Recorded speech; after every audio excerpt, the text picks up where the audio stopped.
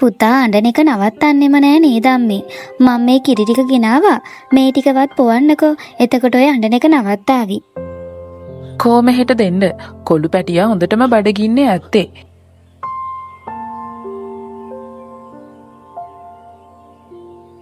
මොකද දරුවෝ ඔය කිරි එක උදුරලා ගත්තේ? අක්කා ඔය කිරි එක හදාගෙන ආවේ දරු පැටියාට පොවන්නයි. ඔයා දැන් කඩේට ගිහිල්ලා මොන තරම් වෙලාවක් ගත වෙලාද? දරුවා හොඳටම ඇඬුවා බඩගින්න වැඩි වෙලා. ඒකයි අක්කා ඔය කිරි එක හදාගෙන ආවේ.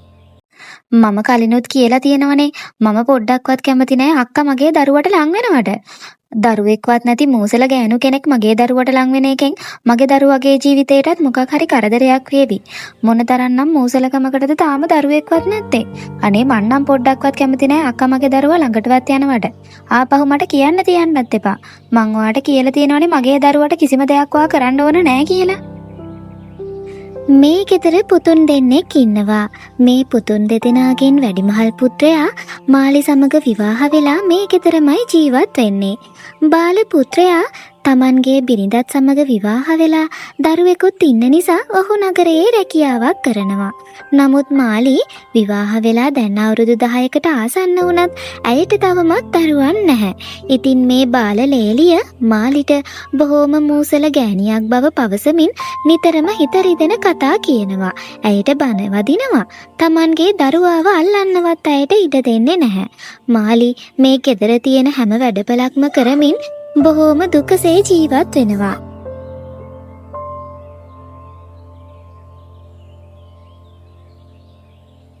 අනේ දෙවියනේ අදත් මගේ හාමිනේ අඬනවද? මම මේ ගෙදරින් යනකන් ඉඳලා මේ ගෙදර මිනිස්සු හැම වෙලාවෙම කරන්නේ ඔයාගේ හිත රිද්දන එකයි. ඔයා තනියම ඔය විදිහට දුක් විඳින්න ඕන නෑ. ඔයාගේ හිතේ තියෙන දුක මගෙත් එක්ක කියලා නිදහස් කරගන්නකෝ. ඔයාට මොන දේ නැතත් කවුරු නැතත් මේ මම ඉන්නවා. මම ඔයාට ගොඩක් ආදරෙයි. අපිට දරුවන් නැති එක අපි දෙන්නගේම තියෙන ප්‍රශ්නයක් මිසක් වෙන කාගේවත් ප්‍රශ්නයක් නෙමෙයිනේ. අපි දෙන්නගේ තියෙන මොකක්ම හරි නොලැබීමකට අපිට දරුවෝ ලැබෙන්නේ නැහැ. ඔයා එකට දුක් වෙන්න එපා. අපිට දරුවෝ නැහැ කියලා කවදාවත්ම අපේ ආදරය අඩු වෙන්නේ නැහනේ. අපි දෙන්න ගොඩක් සතුටින් ඉන්නවා. මම මගේ හාමිනේට මොන තරම්නම් ආදරෙයිද? ඔයා මේ ගෙදර මිනිසු කියන කිසිම දෙයක් අහලා හිත රිද්ද ගන්න එපා. දරුවෙක් නැති නිසාත් මේ ගෙදර මිනිස්සු කරන හිත රිදවීම් නිසාත් මාලිගේ හිත රිදුනත් මේ ආදරණීය සැමියා නිසා මාලිගේ හිත ආදරයෙන් පිරීලා තිබුණා. ඔහු නිතරම මාලිව ගොඩක් සතුටින් තියන්න උත්සාහ කළා. මේ ගෙදර නැන්දම්මාත් මාලිට විඩින් විඩේට බොහෝම නරක විදිහටයි සලකන්නේ. ඇය වැඩිපුරම මුල් තැන දෙන්නේ ඇයගේ බාල ලේලියටයි. මොකද ඇයට දරුවෙක් ඉන්න නිසා. මාලිට මේ ගෙදර සියලුම වැඩ කරන්න ඇය අන කරලයි තියෙන්නේ.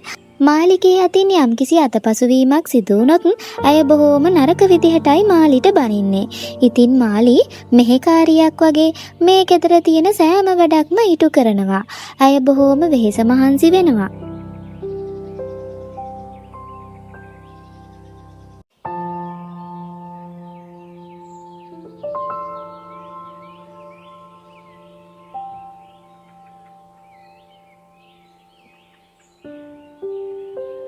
අනේ මට විනාඩියකට හරි ඔයාව වඩා ගන්නවත් තිබුණා නම් මං හරිම ආසයි පුතේ ඔයාව හොරතල් කරන්න, ඔයාව වඩාගෙන ඉන්න. ඒත් මට ඒ තරම් වාසනාවක් නැහැ. අනේ මම මොන තරම්නම් පව්කාරයිද? මේ තරම් ලස්සන හොරතල් දරු පැටියෙක් මූණ ඉදිරියේ ඉන්නකොටත් මට හොරතල් කරන්නවත් අවස්ථාවක් නැහනේ.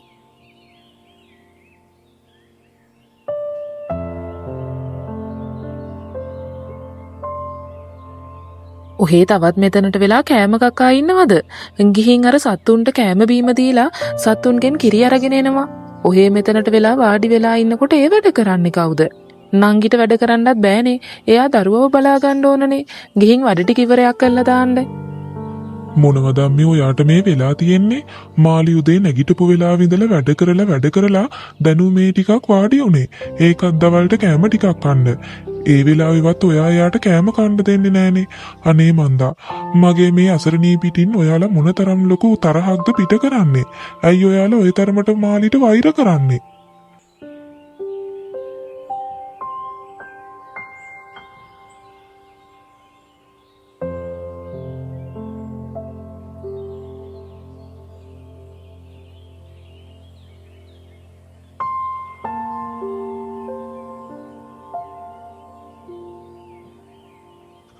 මාලි තාම නිදා ගන්නාවේ නෑ. මේ තරම් රෑ වෙනකන් එයා මොකද එළියට වෙලා කරන්නේ? ගෙදර හැමෝම නිදි.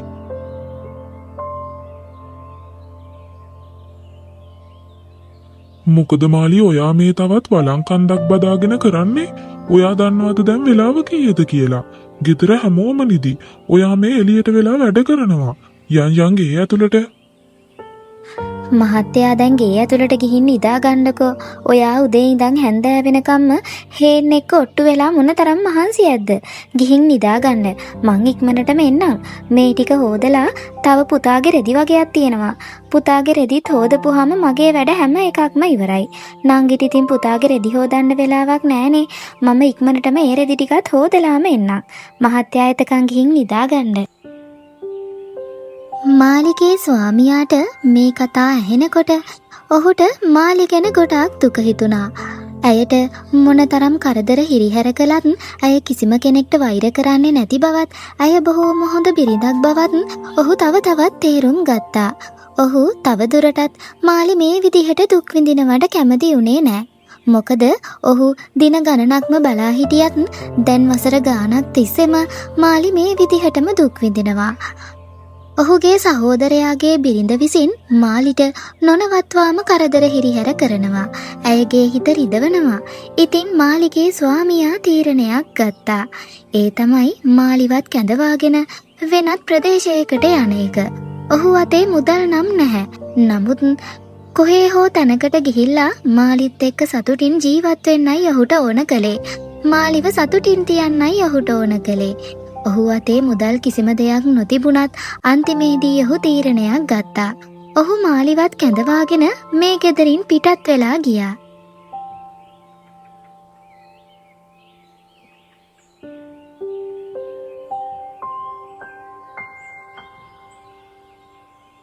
ඔයාට කියලාත් තිබුණ එකම එක හේන් කොටසයි. ඔයා ඒකත් අතෑරලයි මාව මේ එක්කගෙන යන්නේ. මගේ හිතේ සතුට වෙනුවෙන් ඔයා මාව එක්කගෙන ගියාට මට කිසිම සතුටක් නෑ මහත්තයෝ. අපි කොහොමද ජීවත් වෙන්නේ? අපි දෙන්න කොහෙද ඉන්නේ? අඩුම තරමින් ඔයා මොනවද කරන්නේ? අපි දෙන්න කන්නේ බොන්නේ කොහොමද? අපි මේ කරන්නේ ගොඩක් ලොකු වැරැද්දක්. අපි ආපහු ගෙදර යමු. ඔයා දන්නවනේ මාලි, ඔයා වෙනුවෙන් මට ඕනම දෙයක් කරන්න පුළුවන්. ඔයාගේ සතුට වෙනුවෙන් මට පුළුවන් ඕනම දෙයක් මම කරනවා. අපි පුළුවන් විදිහකට ජීවත් වෙමු. මමත් දන්නේ නෑ අපි කොහෙද යන්නේ කියලා. ඒත් අපිට හම්බෙන ආරක්ෂිත තැනක අපි නවතිමු. ලැබෙන දෙයක් කරමු. ඔයා බය නැතුව ඉන්නකෝ. මම ඔයාට කිසිම අනතුරක් වෙන්න දෙන්නේ නෑ. ඔයාව හොඳට බලා ගන්නවා. මෙහිම ඇවිදන් යන අතරතුරේදී ගමෙන් මදක් ඈතටව තිබුණු අතහැරලා දාපු නිවසක් මොවුන්ට දැක ගන්න පුළුවන් වුණා. ඉතින් මොවුන් හිතුවේ මේ අතහැරලා දාපු නිවසේ විවේක ගන්න. මේ නිවසේ නවතින්න. මොවුන් නිවස ඇතුළට යනකොට නිවස ඇතුලේ මහලු කාන්තාවක් සිහිසුන් වෙලා හිටියා. ඇය බොහෝම රෝගාතුරු වෙලා ඉන්නේ. ඉතින් මාලිගේ සැමියා ඉක්මනින්ම ආපහු ගම්මානයට ගිහිල්ලා වෙද මහත්තයෙක් කැඳවාගෙන ආවා. ඒ මේ මහලු කාන්තාවට බෙහෙත් කරන්න. නමුත් මේ වෙද මහත්තයා දුන්න බෙහෙත් තුණ්ඩුව බොහෝම මිලාදිකයි.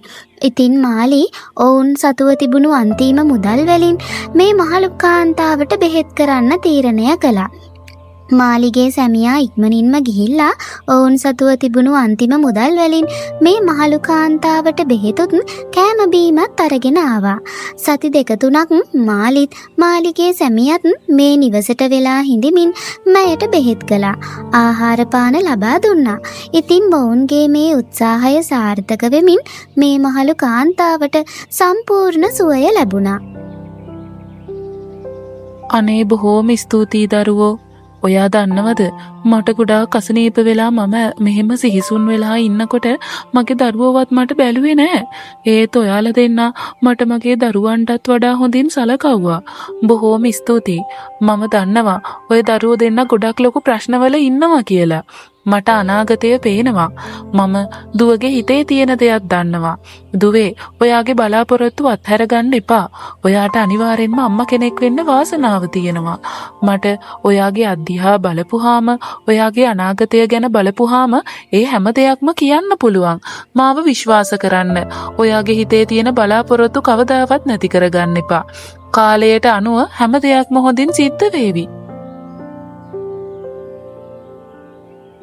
මවුන් මෙහෙම කතා බහ කර කර ඉන්න අතරතුරේදී මාලි එකවරම අසනීප වුණා. මාලිගේ සැමියා බොහොම කලබල වුණා. වෙද මහත්තයාව ගමට ගිහින් ආපහු මෙහෙට එක්කන් එන්න බොහොම ලොකු වෙලාවක් යන නිසා මේ බොහොම අසරණ සැමියා මාලිව ඔසවාගෙනම ගමට යන්න පිටත් වුණා. ඔහු තමන්ගේ නිවසට ගියා. ගිහින් මාලිවෙහි තියලා වෙද මහත්තයාව කැඳවාගෙන ආවා. වෙද මහත්තයා මාලිව බොහෝම හොඳින් පරීක්ෂා කරා. වෙද මහත්තයාටත් බොහෝම පුදුමයි. මොකද වසර ගණනක් තිස්සේ දරුවන් නැති නිසා වෙද මහත්තයාත් මාලිට බෙහෙත් කරලා තිබුණා. වෙද මහත්තයා පුදුම වුණේ වෙන දෙයක් නිසා නෙවෙයි. මේ වෙනකොට මාලි ගැබිනියක් බවට පත් වෙලා ඇයට දරුවෙක් ලැබෙන්නයි ඉන්නේ. ඉතින් හැමෝම ගොඩක් සතුටු වුණා. මාලිත් මාලිගේ සැමියාත් සතුටටම හඬන්න පටන් ගත්තා. කාලය ගත වෙනවත් එක්කම මාලිට ඇයගේ දරුවත් ලැබුණා. ඒ බොහෝම රූමත් ලස්සන පුතෙක්. ඉතින් මාලිත් මාලිගේ සැමියත් බොහෝම සතුටු වුණා. නැන්දම්මාත් ආපහු කවදාවත්ම මාලිට හිරිහැර කළේ නැහැ. ඒ වගේම නැන්දම්මා තමන්ගේ වැරදි තේරුම් අරගෙන බාල ලේලිය ඇයගේ බාල පුතත් සමග නගරයට පිටත් කර හැරියා. මාලිටත් මාලිගේ සැමියාටත් මේ නිවස ලබා දුන්නා. ඔවුන් ගොඩක් සතුටින් ඔවුන්ගේ ජීවිත ගත කළා. මාලිගේ කරුණාව සහ හිත හොඳකම නිසාම අවසානයේදී ඇයටත් සැමියාටත් බොහොම සතුටුදායක ජීවිතයක් ලැබුණා.